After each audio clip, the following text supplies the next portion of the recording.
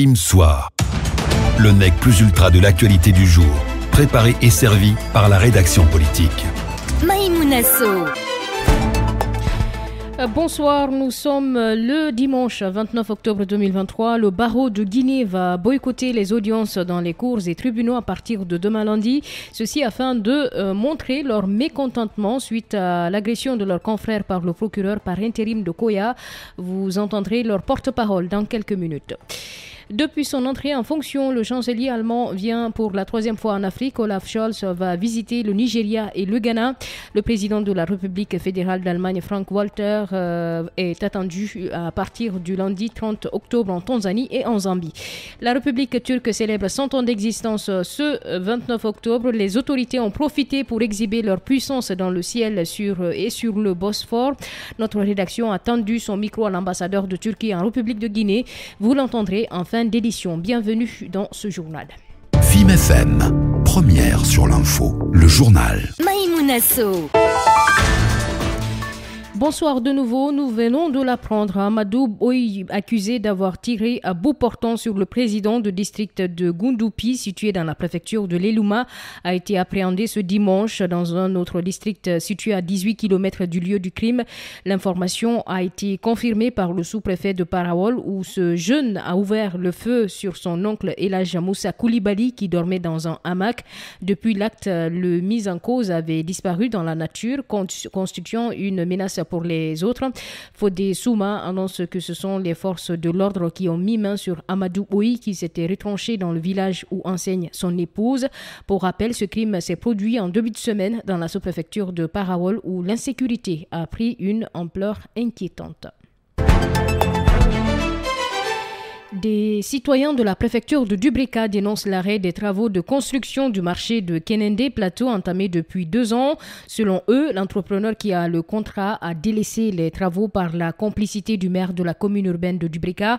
Privés de leur marché, des vendeurs et étalagistes sollicitent l'implication du préfet de Dubrika pour résilier le contrat. L'entrepreneur contacté par notre rédaction s'est abstenu de donner sa version des faits. Au bout du téléphone, le mis en cause nous renvoie vers le maire de Dubrika qui leur aurait attribué le marché. Et je vous l'annonçais, le barreau de Guinée maintient son appel au boycott des audiences dans les tribunaux à partir de ce lundi. Ce, malgré la promesse faite par le ministre de la Justice de sévir contre le procureur par intérim de Koya. Ce dernier est accusé d'avoir agressé un avocat. Si les faits sont avérés, il sera suspendu, promet Alphonse Charles Wright. Mais les hommes en robe noire comptent aller jusqu'au bout dans cette affaire. C'est ce qu'a fait savoir, en tout cas, leur porte-parole interrogé ce dimanche par notre journaliste Tierno Alpha Ibrahim Baldé. Suivez son compte rendu. Pour calmer la colère des avocats, le ministre de la Justice a instruit son inspecteur général à mener des investigations sur l'incident qui s'est produit mercredi au tribunal de Koya. Si les faits d'agression articulés contre le procureur s'avèrent, il sera suspendu, promet Alphonse Charles Wright. Cette annonce du ministre de la Justice ne change pas la position du barreau de Guinée. Maître Faya Gabriel Kamano est le porte-parole de l'ordre des avocats. Ces faits, ils sont déjà avérés puisque le principal concerné les a reconnus et a même présenté les excuses. Mais puisque M. le ministre de la Justice est en ce moment en dehors du pays, c'est tout à fait normal qu'il se renseigne sur l'incident avant qu'il ne prenne des mesures quelconques contre ses procureurs. Donc le fait pour lui de se renseigner n'est pas une mauvaise chose. Nous, de toutes les façons, nous avons foi en la justice. Malgré cette démarche du ministre de la Justice qui consiste à ramener le calme dans le secteur judiciaire, le barreau annonce qu'il maintient les décisions prises à l'occasion de l'Assemblée générale du vendredi. Maître Faya Gabriel Kamano. Les faits sont d'une extrême gravité, mais aussi il faut rappeler que cela n'est jamais arrivé dans les rapports entre les magistrats et les avocats que nous sommes. Nous avons décidé de porter la cause du confrère devant les cours et tribunaux en initiant une procédure contre ces procureurs pour que plus jamais cela ne se répète dans les relations entre avocats et magistrats. Certaines organisations professionnelles exerçant dans le domaine judiciaire n'excluent pas de se joindre au barreau de Guinée pour protester contre l'agression de l'avocat au tribunal de Koya. Laisser les vautours s'agiter, ceux qui pensent qu'il y aura un gouvernement d'union nationale se trompent. C'est en ces termes que l'ancien président de la République s'est adressé au cadre de son parti samedi, en marge de l'Assemblée générale du RPG Arc-en-Ciel. Alpha Condé, qui a pris la parole à travers un appel vidéo, a mis fin aux allégations selon lesquelles c'est lui qui aurait planifié le coup d'État du 5 septembre 2021 en complicité avec le colonel Mamadi Doumbouya, la gestion économique du CNRD et l'arrestation de certains cadres du RPG 2 ans après ont été aussi fortement critiqués, nous rapporte Mbani Sidibé. Dans sa prise de parole, l'ancien chef de l'État a tenté de lever un coin de voile sur le coup d'État du 5 septembre 2021. Alpha Condé soutient que ceux qui pensent qu'il est de mèche avec le colonel Mamadi Doumbouya se trompent. Il a invité ses militants à rester sereins et continuer le combat. Pour lui, il ne sera jamais question de s'associer à la gestion du CNRD. Que le 5 septembre a été fait avec mon accord, que le pouvoir a quitté la chambre, venu au salon. Mais tout le monde connaît la vérité aujourd'hui. Certains, quand vous descendez et d'autres la disent, ah oui, on est d'accord avec le président pour faire un gouvernement d'union nationale. Je vous ai dit, l'RPG c'est un éléphant. Les moustiques ne peuvent rien contre les éléphants. N'écoutez pas le mensonge, suivez la voie du RPG. Laissez les moustiques s'agiter. La gestion économique du CNRD a été aussi dénoncée. Pour les responsables du RPG Arc-en-Ciel, la junte met tout en œuvre pour remettre en cause les acquis de la gouvernance sous Alpha Condé. Dr Momo Kamara est membre du bureau politique de l'ancien parti au pouvoir. Ils ont voulu nous éliminer du paysage politique. On veut nous exproprier de tout ce que nous avons fait. Si on avait une mauvaise gestion, est-ce qu'on aurait pu créer des richesses? On dit que c'est pas nous qui avons construit les échangeurs. Ça fait mal. Il faut leur dire que les échangeurs de Bambeteux, Kagele, les kilomètres 36, c'est non. Au cours de cette assemblée, les militants ont été appelés à l'union. Pour Ali Kaba, un des responsables du parti, le RPG va continuer à résister. Plus qu'hier, le RPG a prouvé qu'il est un parti résilient. Malgré toutes les tentatives de détruire le RPG, grâce à vous militants, est resté debout. C'est pourquoi nous devrions maintenir ce cap afin de relever tous les défis qui se poseront en nous. La question des cadres du parti en prison depuis plus d'un an a été également évoquée. Pour les responsables du RPG, Kassori Fofana et ses co-détenus sont victimes d'injustice. À l'Assemblée générale de l'UFDG, samedi, il a été question là-bas de parler de l'organisation des futures élections, du prétendu remaniement du gouvernement et de la confiscation des passeports des ministres, entre autres. Sur ce point précis, le président par intérim de l'UFDG pense que la démarche du président de la transition laisse entrevoir des zones d'ombre dans la gestion actuelle du pays. Al-Hassan Djigé. À l'UFDG, ce samedi 28 octobre 2023, les membres de cette formation politique réunis à l'occasion de l'Assemblée générale hebdomadaire ont encore une fois fustigé la gestion du pays par le CNRD. Parmi eux, Dr Fodé Fofana qui a présidé la rencontre du jour. Personne ne sait comment. Ce qu'on sait aujourd'hui, incontestablement, c'est que le CNRD n'est pas dans la logique d'organiser les élections. Pour le premier vice-président de l'UFDG, les actes posés par le CNRD et le désespoir que cela laisse entrevoir sont à la base du départ de plusieurs jeunes du pays. La jeunesse qui n'est plus là. Les enfants sont dans le désespoir. Ils sont partis dans un pays dont je n'ai même pas envie de dire le nom, tellement que c'est grave. Pourquoi? Parce qu'il n'y a pas d'espoir. Parce qu'il n'y a pas de travail. Parce qu'il n'y a pas de visibilité. Pourquoi? Parce qu'ils sont convaincus que le CNRD n'a plus pour rôle d'organiser les élections, mais ce pays-là pour travailler son peuple, l'espoir qu'ils ont eu le 16 septembre. Le sujet concernant la falsification des documents de voyage des ministres a aussi été évoqué à cette assemblée générale hebdomadaire. Le passeport diplomatique des ministres est confisqué. Il ne peut pas sortir. Comme pour dire qu'on est dans une situation grave. Un pays où on prend les dates, tous les dates. On les met dans un coin du matin jusqu'au soir. Quel est l'avenir d'un pays dans une situation comme ça? Moi je dirais l'avenir est sombre. Malgré tout, Dr Fodé Oussou conseille le président de la transition sur un quelconque remaniement gouvernemental. Cela à seulement 13 mois de la fin de la transition en cours. Au kilomètre 36, combattre l'occupation anarchique des artères reste un défi pour les nouvelles autorités. Malgré les efforts consentis, vendeuses et jeunes étalagistes continuent d'occuper les artères publiques, ce qui est à la base d'interminables embouteillages et même d'accidents de la circulation. Une situation que déplorent les usagers de la route Mamoudou Diakité.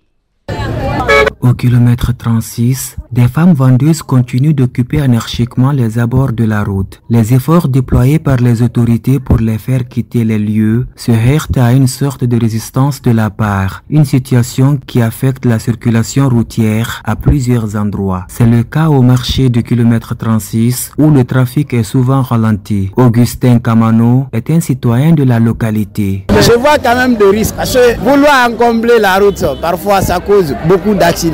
C'est d'autres peuvent fermer ici. Peut-être lui il va garer ici, l'autre viendra pour garer, il n'aura plus de place. Sur les lieux, la police routière est décriée et pointée du doigt dans l'exercice de son travail au quotidien. Pour Ibrahima Khalil Kourouma, celle-ci reste la principale responsable de cet état de fait. Il y a plein de policiers qui récupèrent de l'argent des chauffeurs en vue de les laisser s'aimer la pagaille un peu partout sur la route. Ça ne peut pas permettre une bonne circulation sur la route car ça va toujours créer de l'embouteillage. Contrairement à lui, Gilbert Delamont, conducteur de taxi, impute la faute aux étalagistes. C'est les femmes qui nous savent. Les femmes viennent, ils s'assoient sur la route parce que maintenant il n'y a pas de route maintenant. Maintenant le matin, il y a assez d'embouteillages ici, les chauffeurs sont fatigués.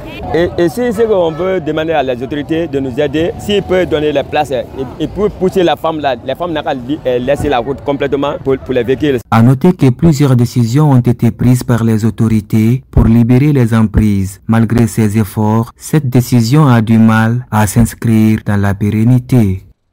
Justement, Mamoudou, le colonel Mamadi Doumbouya vient d'ordonner un nouveau déguerpissement à Conakry. Il concerne plusieurs encombrants physiques sur les voies publiques, notamment sur celles qui ont récemment été aménagées et bitumées. C'est le porte-parole du gouvernement qui a donné l'information au sortir du dernier Conseil des ministres. Je vous propose d'écouter Ousmane Gawal Diallo.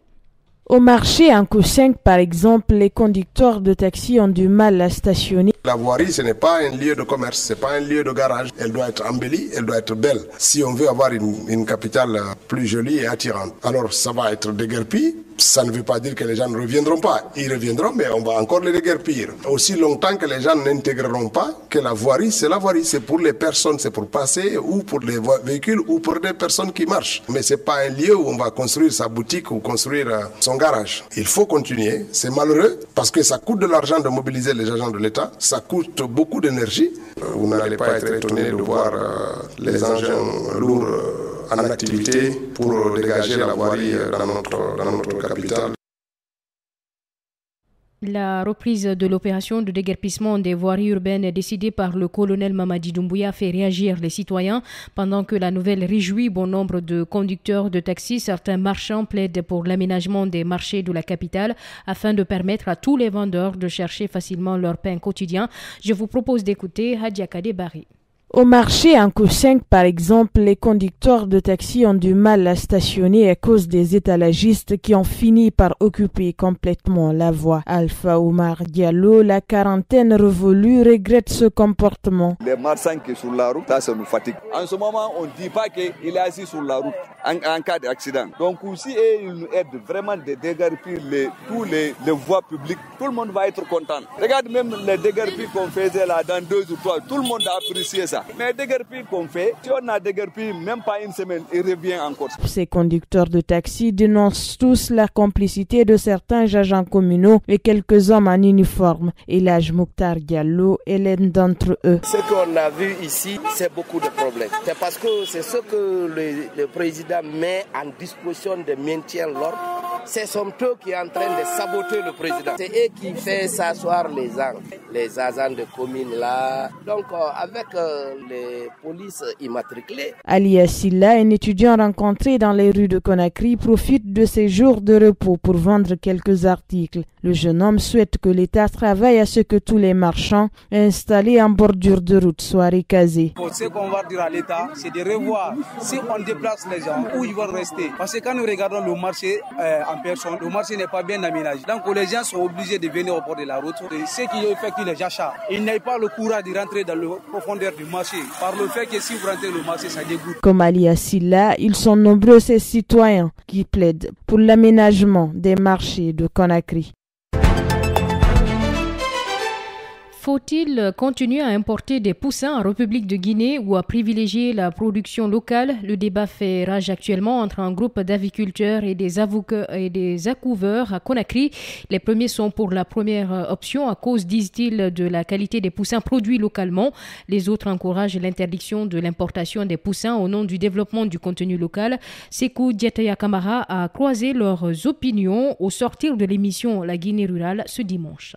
Vouloir interdire ce qu'on a l'habitude de faire parce que c'est ce qui nous arrangeait et nous imposer ce qu'on a la répulsion, je crois que c'est mal jugé. Mamoudou Fofana, aviculteur à Forikaria, fait partie de ceux qui s'insurgent contre l'interdiction de l'importation des poussins d'un jour en Guinée. Ils ont des reproches à faire à la production locale. Ce que nous reprochons à la production locale, c'est le manque de résultats efficaces dans la production des œufs. Parce qu'une poule qui est censée pondre à partir de 4 mois, si tu vas jusqu'à 8 mois sans voir un œuf, imaginez le temps que tu es en train de perdre et l'investissement que tu es en train de perdre. Mamadou Baïlo Baldé n'est pas d'accord qu'on explique ce manque de résultats efficaces par la qualité des poussins. Tous ceux qui acquisent les poussins locaux, ils acquisent seulement les poussins. Alors que pour avoir un résultat, il y a tous les facteurs qu'il faut mettre en place. Il faut faire l'analyse de l'aliment, il faut faire l'analyse de biosécurité. Il ne faut pas dire que j'ai l'habitude de faire, j'ai fait 10 ans la même chose et 10 ans j'ai les bons résultats. Aujourd'hui, quand je me suis ravitaillé au plan local, j'ai eu des difficultés. Il faut savoir l'activité là, il y a l'évolution. Le poussin de 2000 et le poussin de 2023 sont différents. Le président de l'Association nationale des accouveurs de Guinée demande aux aviculteurs de ne pas douter de la qualité des poussins produits localement. Il ajoute que les couvards locaux n'ont rien à envier à ceux de l'Europe. Nous sommes dotés des dernières technologies en termes d'accouvage. Aujourd'hui, les couvards guinéens sont au même pied d'égalité des couvards français ou belges ou hollandais. Tout ce qu'on est en train de faire, c'est ce que nos collègues européens font. Et pour nous, il n'y a pas de dire qu'il y a une différence entre un poussin guinéen et un poussin européen. Mamoudou Fofana précise qu'il n'a rien contre les couvards locaux. Cependant, il attend d'être rassuré davantage pour qu'il accepte de se tourner vers eux pour se ravitailler en poussin. Aviculteurs et accouveurs, chacun continue de défendre sa position et le débat est loin de terminer. Comment limiter l'augmentation de la température mondiale à 1,5 degré Celsius? La question est chaque année au centre de la conférence des parties sur le climat COP, regroupant une centaine de pays ayant ratifié la conversation cadre des Nations Unies sur le changement climatique. Cette année, la 28e session de cette conférence se tiendra à Dubaï. Plusieurs experts guinéens y sont attendus. Parmi eux figure Alpha Oumar Kaloga, conseiller régional du Fonds vert climat Afrique. Il s'est entretenu avec notre rédaction. Le décryptage avec Mamada Massila.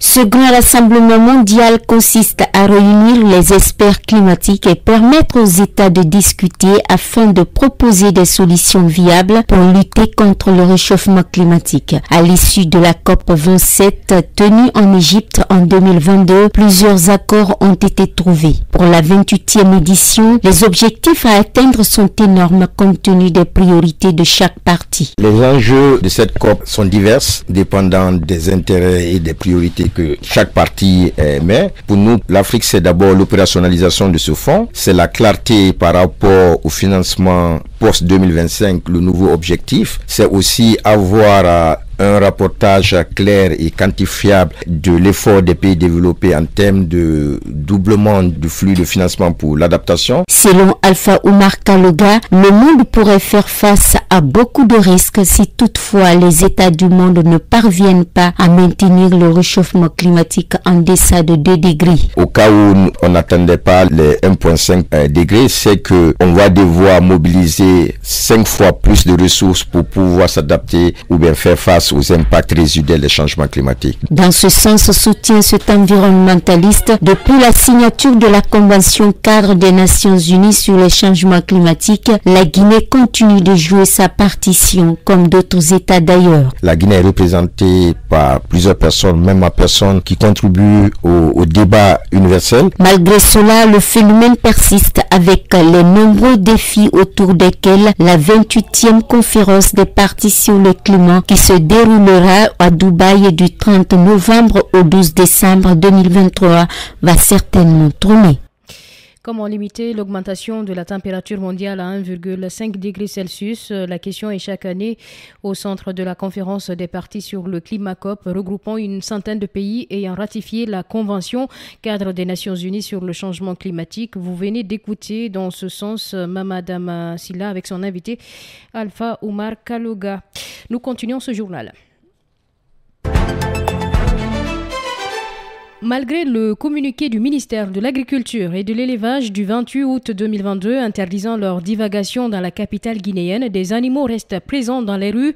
C'est notamment le cas à Nongo, dans la commune de Ratoma. On y rencontre régulièrement des bœufs qui causent des accidents et des embouteillages, une situation qui préoccupe usagers de la route et riverains. Mohamed Karbabangora.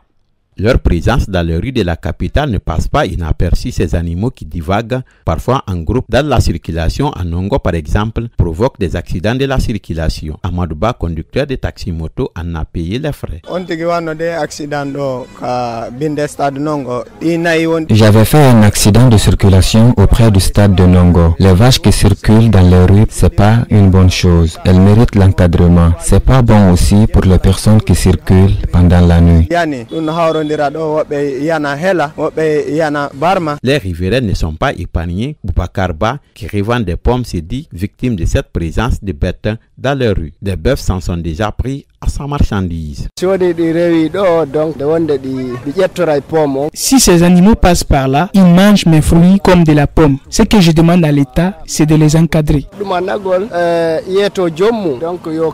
C'est pourquoi un autre citoyen rencontré en face du stade général Lansana Conté de Nongo demande l'implication des autorités pour mettre fin à cette situation. C'est l'autorité de Nongo ici, le commissaire central de Nongo, parce que ça se passe devant et chaque fois les vases passent là-bas. Normalement, c'est eux qui doivent réguler ça. Ils vont essayer d'arranger ça pour nous. Ils vont chercher l'endroit là où les vases doivent rester. Il ne faut pas que les vases sortent dans la rue comme ça pour embêter les gens. Pas bon. Ils provoquent l'accident parce que parfois tu viens en aller là et ils sont en train de marcher, ils ne s'arrêtent pas. Des fois tu viens, il faut que tu s'arrêtes et si tu n'as pas pu s'arrêter là, tu peux le cogner, ça te crée des accidents. Le chef de quartier de Nongo contacté n'a pas souhaité s'exprimer sur ce sujet. Dans un communiqué publié en août 2022, le département de l'élevage avait menacé de faire capturer tout animal retrouvé au-delà du domicile de son propriétaire et de le vendre si celui-ci ne se présente pas dans un délai de 15 jours.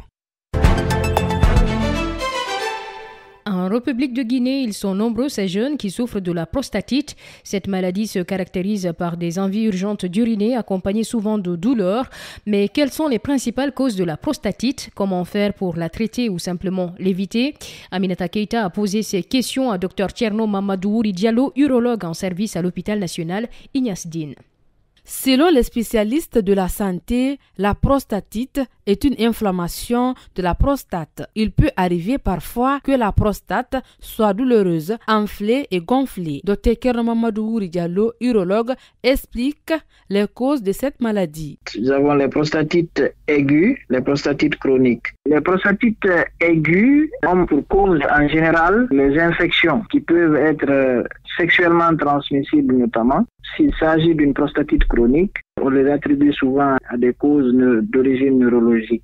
Contrairement aux autres pathologies de la prostate qui touchent uniquement des personnes âgées, la prostatite touche toutes les tranches d'âge. Dr Kerno Mamadou Diallo revient sur les symptômes de la prostatite. Lorsqu'il s'agit d'une prostatite aiguë, donc c'est un tableau qui est brûlant. Nous avons une brûlure mictionnelle, donc des brûlures dans les mictions, et on peut avoir également des difficultés à uriner. Le traitement est basé sur les antibiotiques. Pour la prévention, cet urologue suggère il faut éviter les infections sexuellement transmissibles et c'est également le traitement à temps des obstructions au niveau de la filière urétrale, notamment les rétrécissements urétraux ou bien les hypertrophies prostatiques. Bien que la prostatite soit une pathologie connue depuis longtemps, son diagnostic et son traitement restent difficiles. La prise en charge dépend du type de prostatite, affirme ce spécialiste en urologie.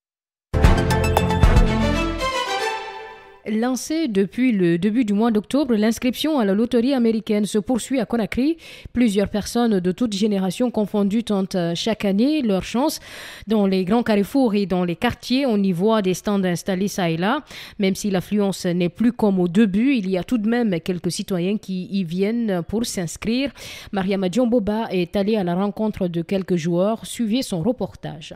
La loterie américaine est un programme d'immigration organisé chaque année par le gouvernement des États-Unis d'Amérique depuis 1994. Il met à disposition environ 55 000 cartes vertes pour les ressortissants de plusieurs pays étrangers dont la Guinée. Depuis le lancement du programme le 4 octobre dernier, ils sont des milliers de Guinéens à s'inscrire. Mamadou Saliou Kamara est un gérant de stand. Ils viennent dans l'état d'esprit de quitter le pays, bien sûr, parce que voilà, il y a toute la jeunesse qui veut vraiment partir, qui veut quitter le pays parce que la situation elle n'est pas favorable. Les jeunes, ils viennent jouer, mais cette année, ce qu'on a remarqué, la fréquence elle est moyenne parce qu'il y a eu un autre moyen pour aller aux États-Unis, disons le Nicaragua.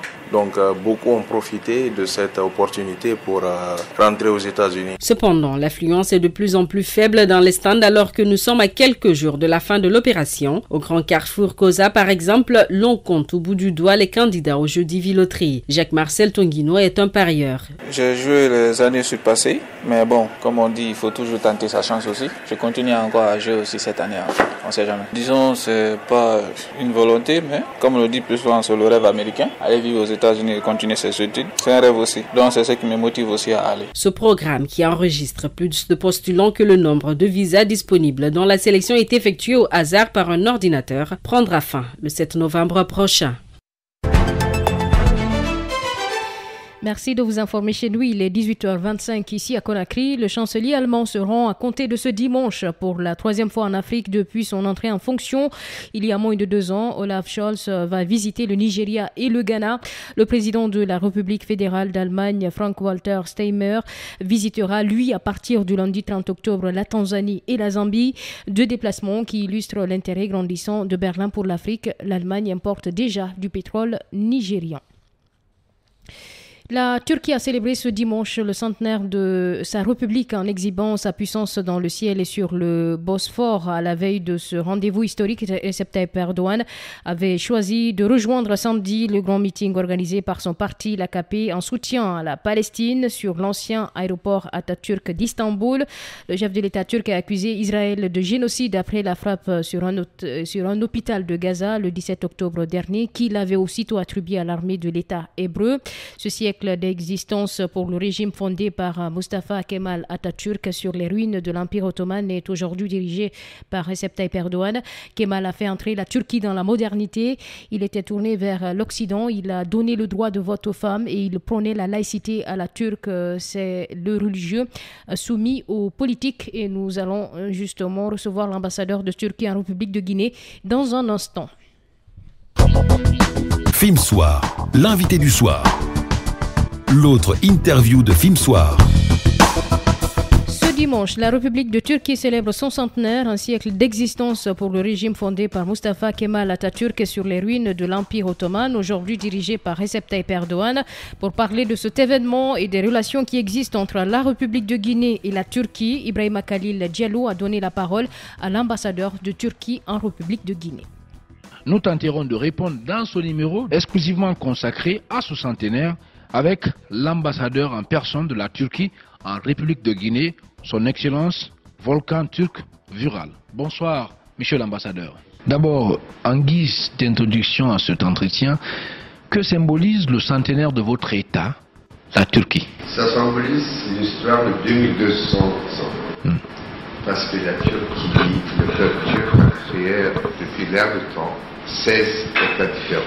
Et le 16e, c'est la Turquie. Nous fêtons d'une fondation de république qui est née des cendres de l'Empire ottoman, comme un phénix, avec ses traditions, avec ses révolutions. Là, grâce à notre fondateur, Mustafa Kemal Atatürk, le peuple turc s'est réuni sous le drapeau de la République. La République, c'est une nouvelle nation depuis l'Empire, dont le peuple a pu participer à la gestion de l'État. La Turquie, en restant vraiment fidèle à ses traditions précieuses, a pu développer au cours de ces 100 ans, grâce encore à Mustafa Kemal Atatürk, sa société, sa régime, son économie. Donc, nous avons maintenant atteint 100 ans de vie, qui n'est pas toujours facile à gérer et continuer dans un monde actuel. Donc, nous fêtons avec tous nos amis, avec le peuple turc et nos pays amis et frères, la fin de siècle qui est passé en préparation de créer quelque chose de zéro et refaire toute une étape nouvelle ayant une population complètement mosaïque. Avec des musulmans, des Turcs et des autres ethnies qui existent toujours. Bien. Alors, quel est l'apport de la Turquie dans le développement de la Guinée aussi? Guinée, c'est quelque chose de très cher. Vraiment, parce que c'est pas que je suis là simplement l'ambassadeur. Nous avons montré plusieurs fois. Nous avons ouvert l'ambassade ici en 2012. Nos relations étaient presque néantes jusqu'à 2012. Mais après, il y a eu pas mal d'échanges. Et on essaye de faire notre maximum pour aider à nos frères guinéens, au peuple guinéen surtout, avec ce qu'on a. Et alhamdoulilah, nous avons atteint une balance commerciale de plus de 200 millions de dollars. Les investissements turcs en Guinée maintenant est dépassé 700 millions de dollars.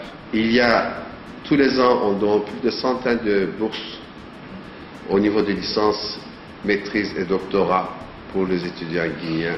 L'an dernier, il y a eu plus de 6000 Guinéens qui ont visité la Turquie, qui sont partis pour la Turquie. Donc il y a plusieurs exemples à donner. Et la dernière visite de son Excellence, chef de l'État, colonel Doumbouya en Turquie, était la première pour lui une visite d'État hors du continent africain. Nous avons été les premiers pays à accueillir le président. Donc on montre un petit peu comment dans tous les domaines on essaie d'en aider à Guinée. Bien. Alors peut-être une dernière question. Que compte faire la Turquie pour continuer, si vous voulez, à garder son influence sur le continent africain, mais aussi dans le monde? Je ne veux pas parler d'influence, parce que quand vous parlez d'influence, vous essayez d'influencer quelque chose ou quelqu'un. Non. C'est quelque chose d'un petit peu de partenariat. On essaie de développer davantage notre partenariat avec les pays africains. Il ne me reste plus qu'à vous dire merci, Son Excellence, Monsieur l'Ambassadeur. Toutes nos excuses pour la qualité sonore de cet entretien. Je rappelle que les États-Unis ont affirmé ce dimanche 29 octobre qu'Israël se devait de prendre les mesures nécessaires pour faire la distinction dans ses opérations militaires entre le Hamas et les civils palestiniens, alors que l'armée israélienne intensifie ses bombardements et ses opérations terrestres dans la bande de Gaza. Mamadou Aliou Bangoura a réalisé le journal de ce dimanche. Merci monsieur. Je remercie également nos techniciens, notamment Djariou ce soir, nos reporters, correspondants et auditeurs. C'est grâce aux uns et aux autres que nous arrivons à vous informer tous les soirs sur notre antenne. Moi, je vous souhaite une bonne fin de semaine.